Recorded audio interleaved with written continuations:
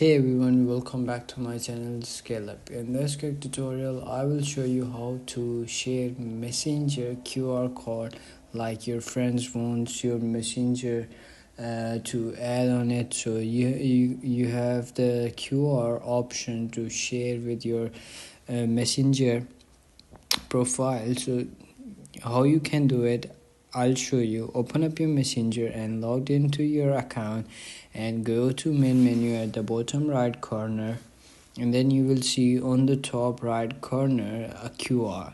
Simply tap on it and then you will see this QR. So simply you can do is share it with your friends as well, and also you can simply click on that QR on the top right corner and scan the QR from your friends or the people that you wanna add on Messenger. So that's how you can do it. If you found this video helpful, don't forget to like my video, subscribe my channel Scale Up, and also drop me a comment for more tips and tricks videos. Thanks for watching. See you in the next video. Have a nice day. Bye bye.